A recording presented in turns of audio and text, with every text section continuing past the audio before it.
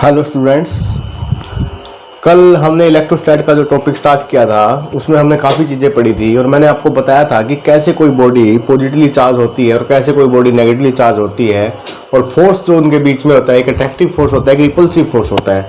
हमने ये भी पढ़ा था कि दो बॉडी अगर डिफरेंट चार्ज की है तो उनके बीच में फोर्स ऑफ अट्रैक्शन होगा, इलेक्ट्रोस्टैटिक फोर्स ऑफ अट्रैक्शन होगा, अट्रैक्टिव फोर्स काम करेगा। अगर दो बॉडी सिमिलर है तो उनके बीच में जो फोर्स काम करेगा वो रिपल्सिव होगा।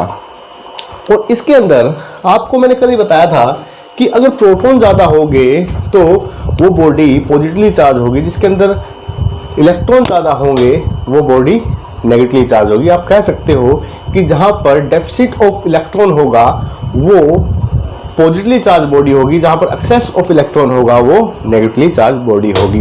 और ये हमने कल पढ़ा भी था कि कैसे कोई बॉडी चार्ज होती है। तो कल मैंने आपको ये बताया था कि दो एटम है, ये न्यूक्लियस इन द प्रोटॉन और न्यूट्रॉन, प्रोटॉन और न्यूट्रॉन चारों तरफ इलेक्ट्रॉन रिवॉल्व कर रहे हैं इनके।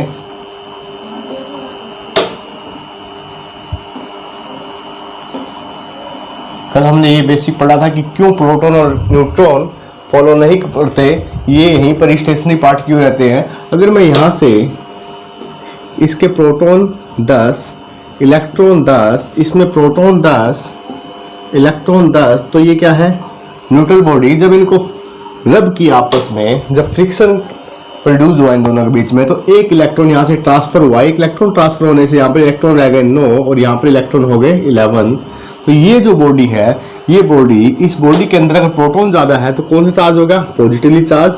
और इस बॉडी में अगर इलेक्ट्रॉन ज़्यादा हो गए तो क्या होगी, ये नेगेटिवली चार्ज। तो हमने ये कल पढ़ा था। इसके बाद एक क्वेश्चन आता है कि मेन रीजन ऑफ इलेक्ट्रिफिकेशन या मेन रूट्स ऑफ इलेक्ट्रिफिकेशन क्या होगा। ये क्वेश्चन पूछा जाता है कि इसका मेन रीजन क्या है, what is main reason या root of इलेक्ट्रिफिकेशन। तो क्या है इसका मेन रूट।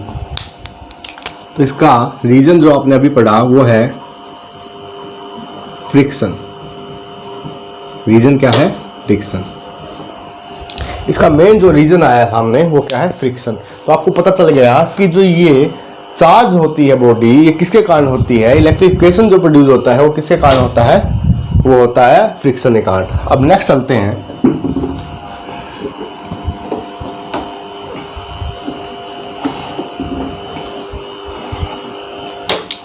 ये चार्ज कितनी तरह का होता है।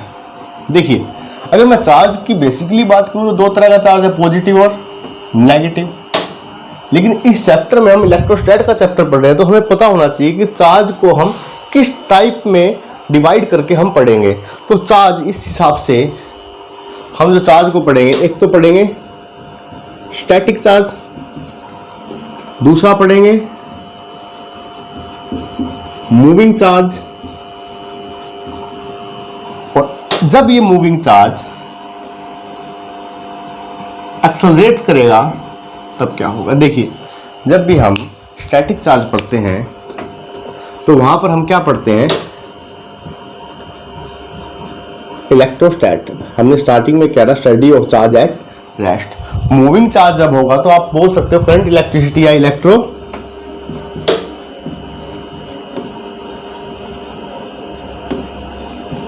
मैग्नेटिज्म, जो आगे चैप्टर में आएगा। जब चार्ज मूव करेगा तो आपका इलेक्ट्रोमैग्नेट। एक्सेलरेशन में क्या होगा, एक्सेलरेट जब करेगा चार्ज तो वहां पर क्या होगा, EMW, इलेक्ट्रोमैग्नेटिक वेव। तो हम पढ़ेंगे इलेक्ट्रोमैग्नेटिक वेव। तो चार्ज को हम इस हिसाब से अलग अलग टाइप से पढ़ते हैं। जब हम स्टैटिक पार्ट पढ़ेंगे तो इलेक्ट्रोस्टैट पढ़ते हैं, मूविंग चार्ज जब पढ़ेंगे तो इलेक्ट्रोमैग्नेटिज्म पढ़ते हैं, और जब आप एक्सेलरेट करोगे चार्ज को तो वो क्या होगा, इलेक्ट्रोमैग्नेटिक वेव। तो हम यहाँ पर स्टैटिक चार्ज पढ़ रहे हैं। तो हम बात करें कि पॉजिटिव और नेगेटिव चार्ज है, कोई बॉडी पॉजिटिव और नेगेटिव चार्ज होती है तो उनके बीच में फोर्स कैसे काम करता है।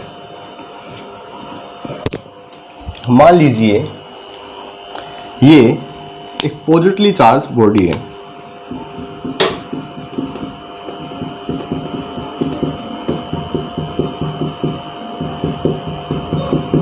और इसमें कुछ इलेक्ट्रॉन भी हैं।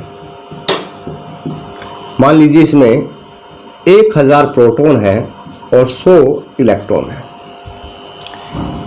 एक दूसरी बॉडी जो कि पॉजिटिवली चार्ज है,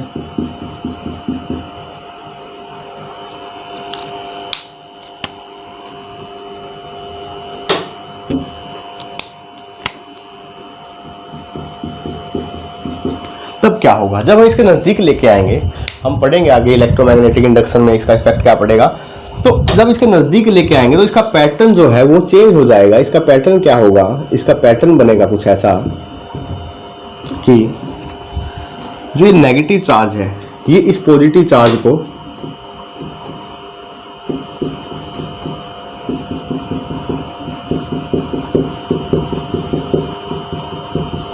अट्रैक्ट करेगा और ये जब इसको अट्रैक्ट करेगा तो इन दोनों के बीच में जो फोर्स काम करेगा वो कौन सा फोर्स होगा, अट्रैक्टिव फोर्स। कौन सा फोर्स काम करेगा, अट्रैक्टिव फोर्स। तो हम इस चार्ज से एक चीज समझ सकते हैं कि ये जो फोर्स काम कर रहा है चार्ज के बीच में कि इलेक्ट्रोस्टैटिक फोर्स दो तरह से होगा। एक होगा अट्रैक्टिव इन नेचर, एक होगा रिपल्सिव इन नेचर। तो अट्रैक्टिव फोर्स कब आता है, अट्रैक्टिव फोर्स जब एक चार्ज पॉजिटिव हो एक नेगेटिव हो, और रिपल्सिव फोर्स जब दोनों चार्ज सेम हो। तो हमारा कौन सा फोर्स काम करेगा, रिपल्सिव फोर्स काम करेगा। जब अलग अलग होंगे तो अट्रैक्टिव फोर्स काम करेगा। अब देखिए ये कैसे किसी बॉडी पे को चार्ज करके, आपके पास एक एग्जांपल लेते हैं हम कि आपने हेयर के अंदर कॉम्ब लगाया, स्केल लगाया, उसके बाद आपने पीस ऑफ पेपर उठाए तो वो काम कैसे करता है। ये देखिए कि मान लीजिए ये आपकी हेयर है, ठीक है। ये आप सपोज कीजिए कि इसमें नेगेटिव चार्ज ज्यादा है, आप इसके नजदीक लेके आए स्केल, ठीक है। आपने जब इसमें रब किया तो इसमें कौन सा चार्ज ट्रांसफर हुआ, नेगेटिव चार्ज ट्रांसफर हो गया, ठीक है। ये चार्ज नेगेटिव यहां पर ट्रांसफर हुआ। एक चीज आपने नोट की होगी कि जब हम रब करते हैं तो अगर आपने इतना हिस्सा रब किया तो यही इतना ही हिस्सा आपका चार्ज होगा। ये नहीं होगा कि आपने पेन उठाया और इसको स्केल हेयर में आपने रब किया तो आपका ये हिस्सा, इस हिस्से को लेकर आप पेपर के पास गए तो ये हिस्सा भी उठाएगा, नहीं। आपने अगर ये यूज किया है तो यही हिस्सा आपका इसको उठाएगा। तो जो ये पार्ट है ये क्या हो गया, अब नेगेटिवली चार्ज।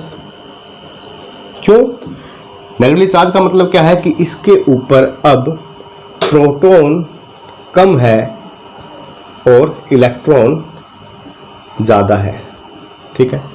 प्रोटॉन कम है, इलेक्ट्रॉन ज़्यादा है। अब जब आप ये स्केल किसी पेपर के पास लेके जाओगे, पीस ऑफ पेपर, ठीक है, न्यूट्रल है ये, इसके पास लेके गए आप स्केल को और ये स्केल का ये पार्ट क्या है, नेगेटिव चार्ज। तो यहां से क्या करेगा, इस पॉजिटिव चार्ज को अपनी तरफ अट्रैक्ट करेगा, पॉजिटिव चार्ज को अपनी तरफ अट्रैक्ट करेगा। तो यहां पर जो फोर्स डेवलप होगा वो कौन सा होगा, इलेक्ट्रोस्टैटिक अट्रैक्टिव फोर्स। ये कौन सा फोर्स होगा, अट्रैक्टिव फोर्स होगा, ठीक है। तो इस तरह से ये काम करेगा। अगर मैं आपसे कहूं कि ये पेन पॉजिटिवली चार्ज है तो इसका मतलब क्या है, इस पेन पे प्रोटॉन की संख्या ज़्यादा है इलेक्ट्रॉन से। अगर मैं ये कहूँ ये पेन नेगेटिव चार्ज है तो इसका मतलब इस पेन के ऊपर इलेक्ट्रॉन की संख्या प्रोटॉन से ज़्यादा है। तो सीधा सा मतलब ये है कि कोई भी बॉडी जब पॉजिटिव चार्ज होती है तो उस पर प्रोटॉन ज़्यादा होते हैं, कोई बॉडी जब नेगेटिव चार्ज होती है उस पर इलेक्ट्रॉन ज़्यादा होते हैं। क्यों पॉजिटिवली चार्ज होती है, कब होती है पॉजिटिव चार्ज और कब होती है नेगेटिव चार्ज, तो हम इसका बाद में डिस्कस करेंगे कि कौन सी बॉडी कब पॉजिटिव होगी और कौन सी बॉडी कब नेगेटिव होगी। इसके बाद एक एग्जांपल लेते हैं बलून का। बलून, ठीक है, आपने एक बलून को अपने हेयर से रगड़ा, तो मान लीजिए इस पे ऊपर नेगेटिव चार्ज आ गया। मैं एक बार अजम्पशन कर रहा हूं कि हेयर में नेगेटिव चार्ज आ गया आपके, तो वो नेगेटिव चार्ज इस बलून को भी क्या बना देगा, नेगेटिव चार्ज। अब आप इसको दीवार के पास लेके जाइए, ये दीवार न्यूट्रल है, तो न्यूट्रल है, जब इसके पास लेके जाएंगे तो इसे क्या चाहिए, अट्रैक्शन के लिए पॉजिटिव चार्ज। तो यहाँ पर क्या हो जाएगा, पॉजिटिव चार्ज इसके नज़दीक लाने से इकट्ठा हो जाएगा और आप इस बलून को बड़ी आसानी से यहाँ पर लगा दोगे, फोर्स ऑफ अट्रैक्शन के कारण ये इस पर अटैच हो जाएगा। अगर यहीं पर आपको बलून पे चेक करना है कि रिपल्सन फोर्स कैसे काम करेगा, तो एक और बलून लीजिए और उसको फिर से अपने हेयर में रब कीजिए और फिर इन दोनों को पास लाइए। इन दोनों को अगर पास लाओगे तो यहाँ पर जो फोर्स काम करेगा वो कौन सा करेगा, रिपल्सिव फोर्स। तो एक दूसरे से ये दूर भागेंगे तो कौन सा फोर्स काम करेगा, यहाँ पर रिपल्सिव फोर्स काम करेगा। तो ये था अट्रैक्शन और रिपल्सन का जो मेन रीजन है कि अट्रैक्शन और रिपल्सन होता कैसे है और वो कैसे डेवलप होता है, वो चीजें अब आगे है। इसी में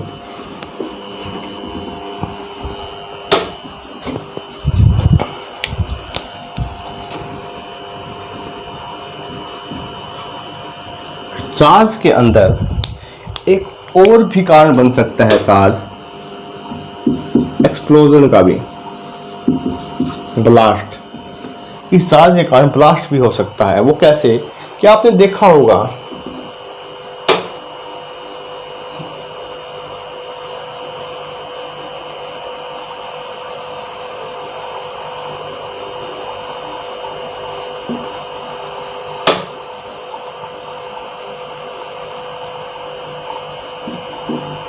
ये आपका फ्यूल टैंक है, फ्यूल टैंक जिसके अंदर पेट्रोल या गैस जाती है, एक्सप्लोसिव मटेरियल। तो जब ये हवा में चलता है तो इस पे फ्रिक्शन के कारण पूरे फ्यूल टैंक पे चार्ज डेवलप हो जाता है और ये चार्ज स्पार्किंग बना सकता है। स्पार्किंग के कारण इस फ्यूल से रिएक्शन करके ये ब्लास्ट भी हो सकता है।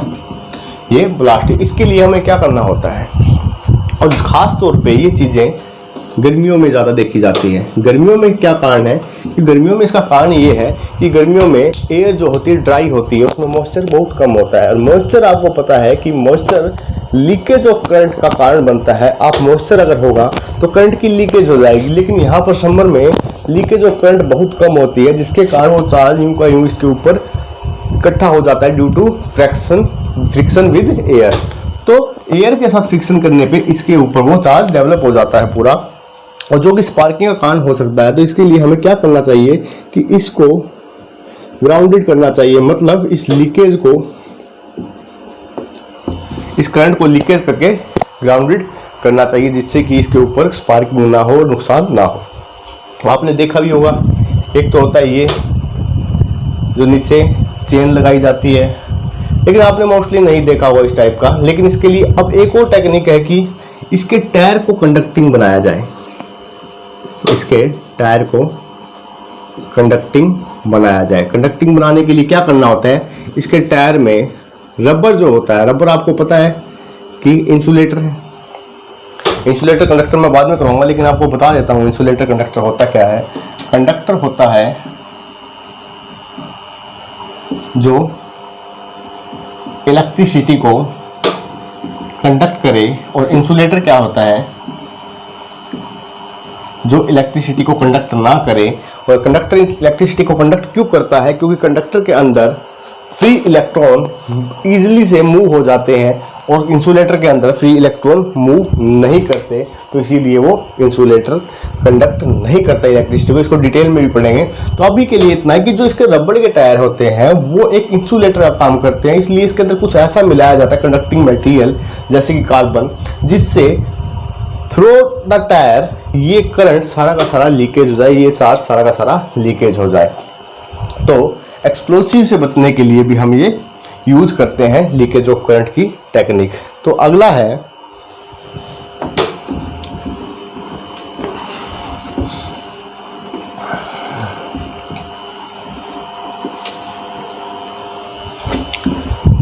अब ये तो था हमारा चार्ज के बारे में भी, चार्ज कैसे काम करता है, किस तरह से काम करता है। इसके बाद हम अगर इसकी